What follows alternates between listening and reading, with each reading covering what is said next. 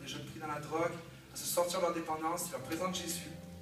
Et les jeunes s'en sortent. Puis dans le cadre donc, de son travail, de son ministère, il a aidé un jeune à se sortir de sa dépendance, un jeune qui était vraiment pris jusqu'au cou avec toute la drogue. Il est sorti, il lui a présenté Jésus. Ce jeune homme-là a accepté Jésus dans son cœur. Il est devenu complètement libre du jour au lendemain de toute dépendance, de toute la drogue. Et il a commencé à suivre Jésus. Mais le problème, c'est que sa famille n'était pas du tout contente de cette décision-là parce qu'elle n'était pas du tout chrétienne. C'est une autre religion. Et cette famille-là a commencé à persécuter le directeur du centre parce qu'il avait aidé son fils et puis lui avait présenté Jésus. Et là, chaque jour, il venait et lui disait, tu n'as pas le droit de faire ça. Pourquoi tu fais ça? Non, il faut que tu arrêtes. Nous allons venir, ils ont commencé à faire des menaces à chaque jour. Jusqu'au moment où le directeur du centre, lui, il a dit, non, regarde, moi je continue, je fais mon ministère ici. Jésus m'appelle à faire ça, je vais le faire. Et là, quelques temps après, ils sont arrivés. Et puis, ils lui ont mis un pistolet sur la joue, lui a dit, maintenant, il faut que tu arrêtes. Et lui a dit, non, je vais continuer à faire fidèlement ce que Dieu m'appelle à faire. Puis là, ils lui ont tiré une balle dans la joue. Ils l'ont laissé quasiment pour mort par terre. Quasiment pour mort, pourquoi? Parce qu'il s'en est sorti miraculeusement, on peut dire, parce que quand tu reçois une balle dans la tête, en principe, c'est pas une bonne nouvelle. Et il s'est, donc des mois après sa convalescence, alors qu'il était défiguré par cette balle-là, il a voulu retourner dans le centre, continuer son ministère, continuer de faire ce que Jésus l'avait appelé à faire. Puis là, toutes les autorités de la ville lui ont dit, non, non, non, il ne faut vraiment pas que tu fasses ça.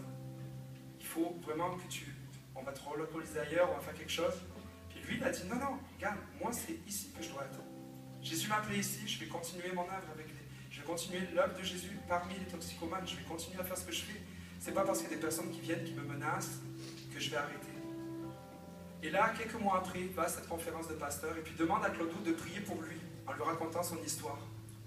Puis là, pasteur Claude, ceux qui le connaissent, ils vont dire, regarde, moi je ne veux pas prier, je veux pas prier pour toi, je veux que ce soit toi qui prie pour moi. Parce que tu as une foi, tu as un courage, tu as une détermination qui est hors du commun. Et il lui a dit, donne-moi ton secret, qu'est-ce qui fait que tu as cette foi? Qu'est-ce qui fait que tu as ce courage-là de chaque jour faire face à l'opposition et chaque jour de dire non, moi je reste?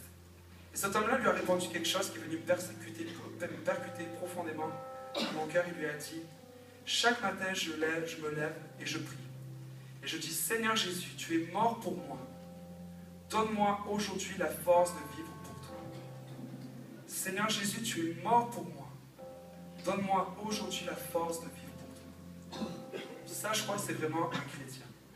C'est vraiment quelqu'un qui m'inspire énormément.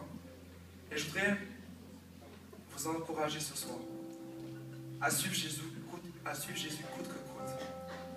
Vous savez, c'est facile des fois de suivre Jésus quand tout va bien, quand on est dans un rassemblement jeunesse comme ça, quand on est entouré d'amis chrétiens. Mais suivre Jésus, c'est une décision de chaque jour.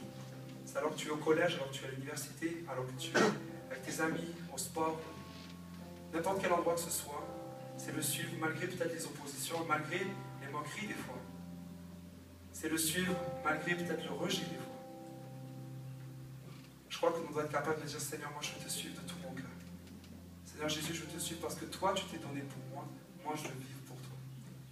Et je voudrais vous raconter aussi un témoignage à cœur de le faire ce soir, je ne l'ai jamais fait dans aucun des concerts. Alors qu'on a chanté une de ces chansons-là pour la première fois à l'église, il y avait une femme, une jeune fille de votre âge, il y a plein de jeunes filles de différents âges ici. Il y avait une jeune fille qui était là, qui est venue à la jeunesse, et puis on a commencé à chanter car tu es mort pour moi, je vivrai pour toi. Et là, cette fille-là était rentrée ce soir-là avec des pensées suicidaires, mais à fond. Mais vraiment, c'était des pensées qui l'obsédaient. C'est tu, toi, pourquoi tu es là encore des fois? Puis, alors qu'elle est rentrée dans la salle et alors qu'elle a commencé à écouter ce chant-là, elle a commencé à vraiment vivre ces paroles-là. Elle a dit, Seigneur, c'est fou, tu es mort pour moi, moi aujourd'hui je prends la décision de vivre pour toi. Je vais arrêter d'avoir ces pensées-là. Puis cette jeune fille-là a été instantanément libérée de toutes ces pensées-là. Puis maintenant, c'est une fille qui suit Jésus. Je voudrais vraiment vous encourager ce soir. Ne lâchez jamais. Suivez Jésus. Toujours. Suivez-le. Bon moment, mauvais moment. Jésus, je te suis.